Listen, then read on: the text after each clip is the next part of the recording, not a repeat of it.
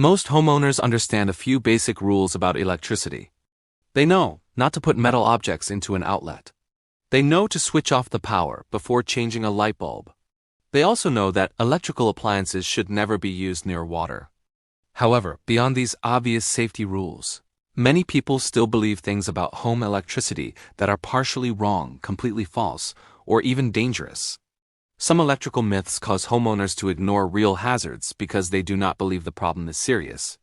Other myths encourage people to take actions that may feel safe but actually increase the risk of electric shock or fire.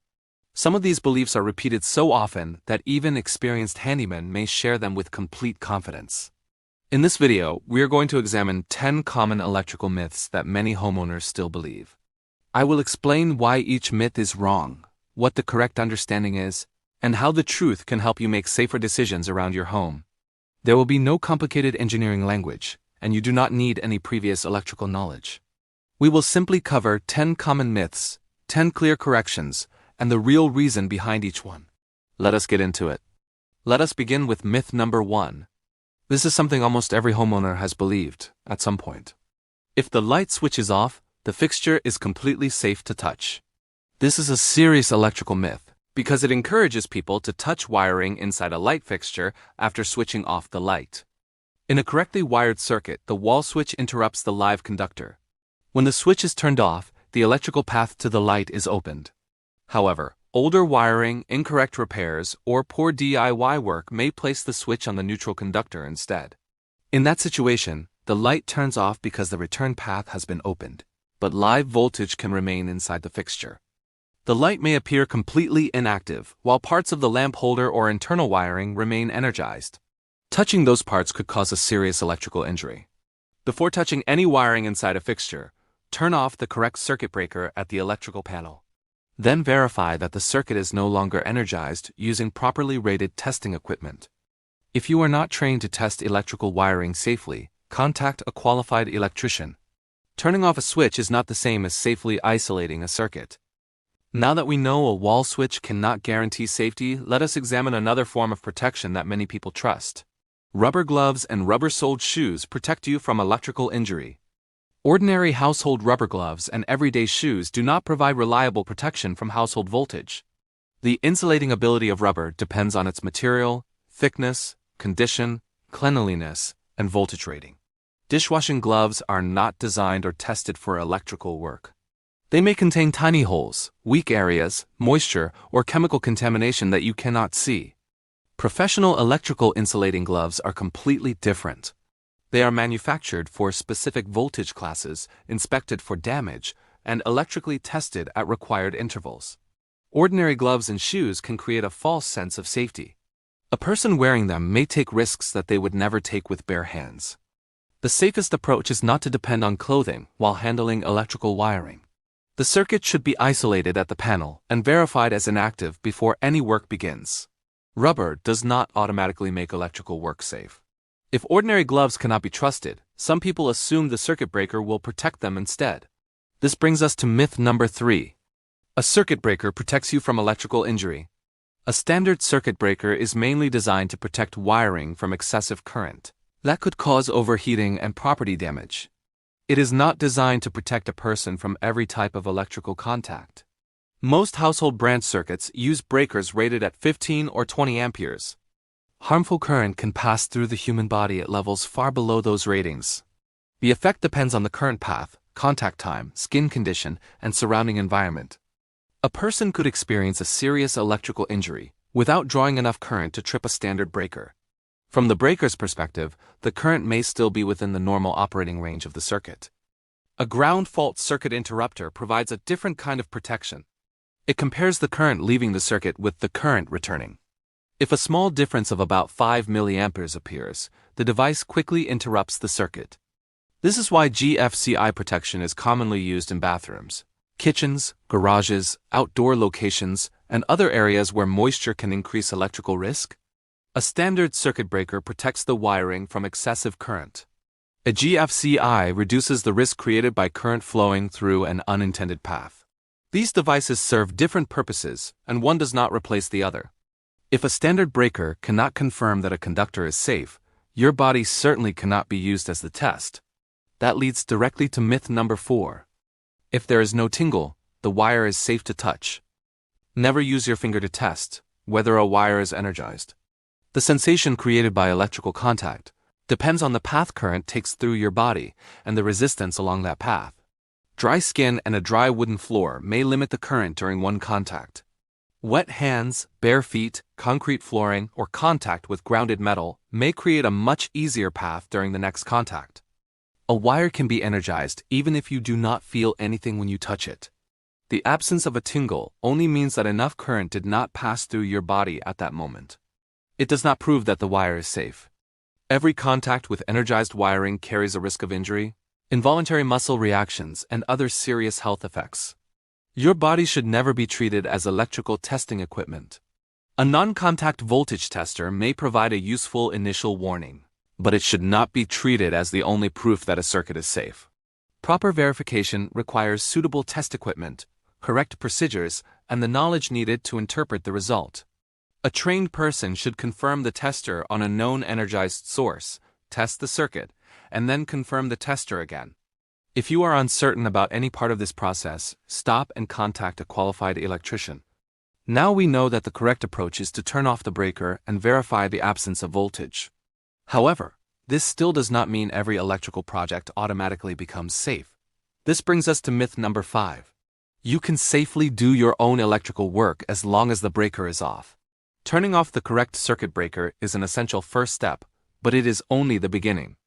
A single electrical box may contain conductors from more than one circuit. Turning off one breaker may leave other wires inside the same box energized. There may also be incorrect labels, shared conductors, or unexpected sources of voltage. This is why every relevant conductor must be properly tested before it is touched. The circuit should also be protected against someone accidentally turning the breaker back on while work is taking place. Safety is not the only concern. Electrical work must also be installed correctly. Loose connections can generate excessive heat. Using the wrong wire size can overload the wiring. Missing covers can leave energized parts exposed.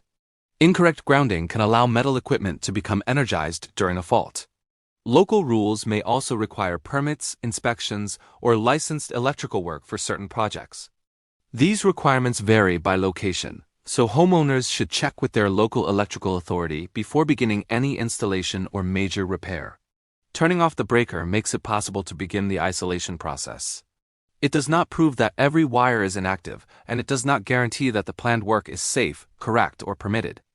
If a project involves unfamiliar wiring, multiple circuits, panel work, damaged conductors, or anything you do not fully understand, the safest decision is to contact a qualified electrician.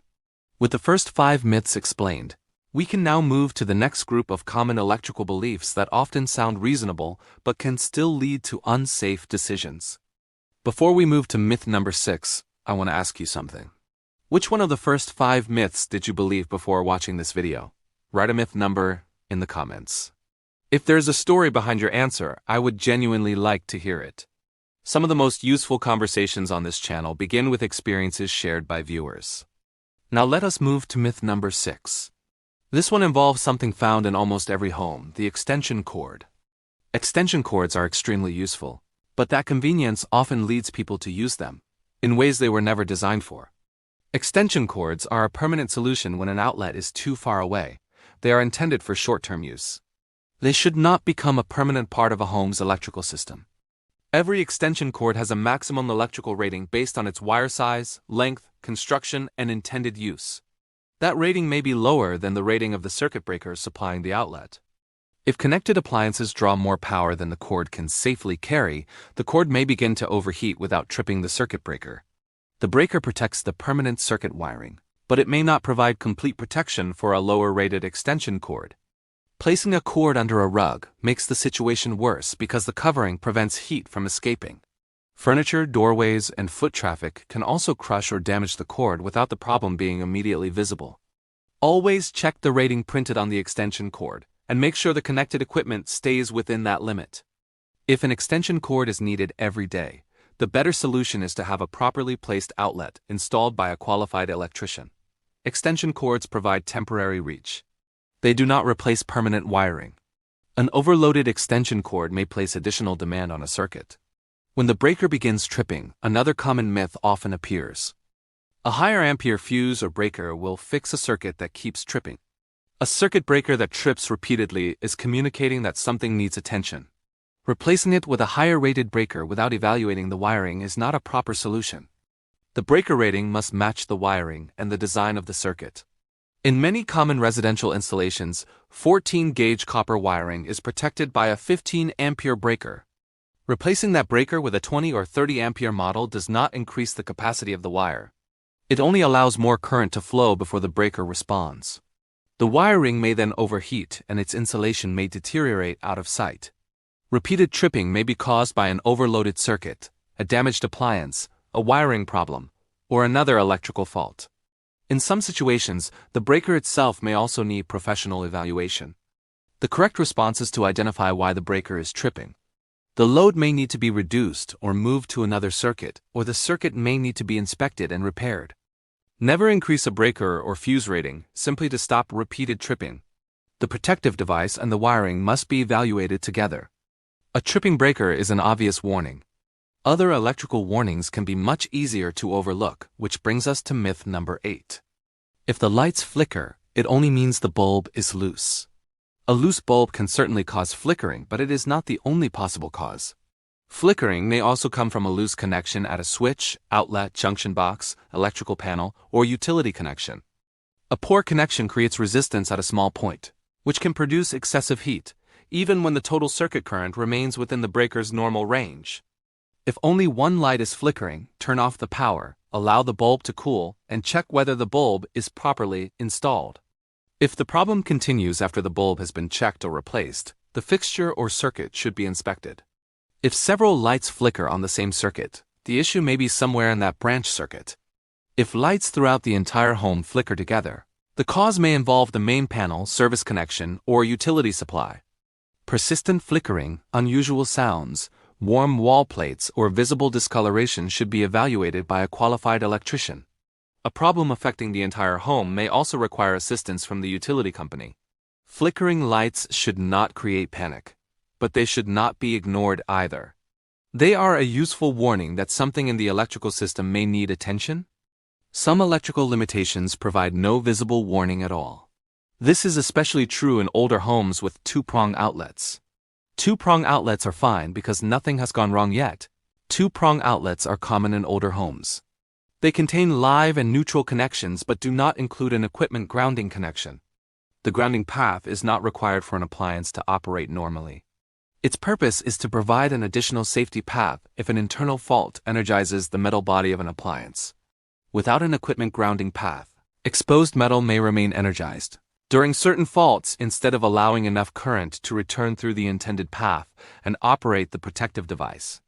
Years of normal use do not prove that grounding is unnecessary. They simply mean that the outlet has not yet experienced a condition that requires that protection. However, a two-prong outlet should not simply be replaced with a standard three-prong outlet when no equipment grounding conductor is present. That creates the appearance of grounding without providing a real grounding path. One option is to install a proper equipment grounding conductor. Another permitted option in many locations is a GFCI protected replacement that is clearly marked No Equipment Ground. Any downstream protected outlets must also receive the required labels. GFCI can reduce the risk from certain ground faults, but it does not create an equipment grounding connection. Local electrical requirements should always be checked, and the upgrade should be completed or evaluated by a qualified electrician. Grounding helps manage faults that occur inside equipment. Our final myth deals with visible wire damage and the common belief that one quick wrap can solve everything. Electrical tape always creates a permanent repair for damaged wire insulation. Electrical tape is a useful product, but not every tape and not every wrapping method creates an approved permanent repair. Professional electrical tapes are manufactured for specific insulating, splicing, sealing, and cable repair applications. When the correct listed product is used according to its instructions, certain tape systems can provide a durable repair. However, casually wrapping general-purpose tape around exposed copper or damaged household cable does not automatically restore the wire to its original condition. The correct repair depends on what has been damaged. If only the outer cable jacket has minor damage, a specifically rated repair system may be permitted. If the conductor or its primary insulation has been damaged, the affected cable may need to be replaced or properly spliced.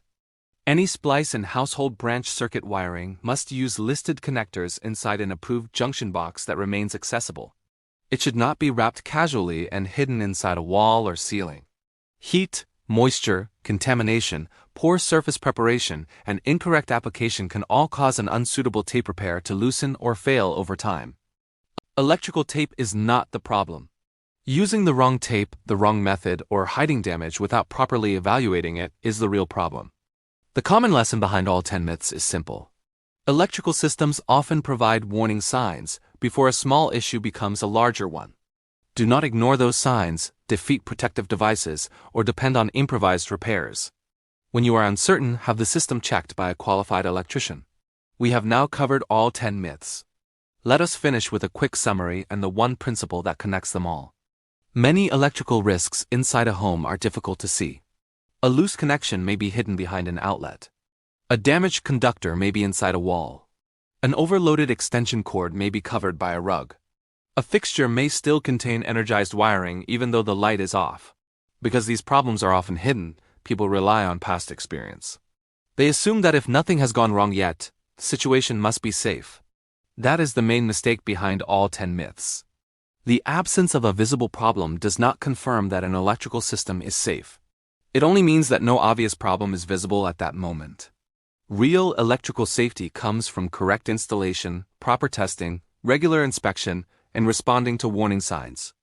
Repeated breaker trips, flickering lights, unusual sounds, warm outlets, and damaged wiring are all signs that should be taken seriously. Remember this one principle.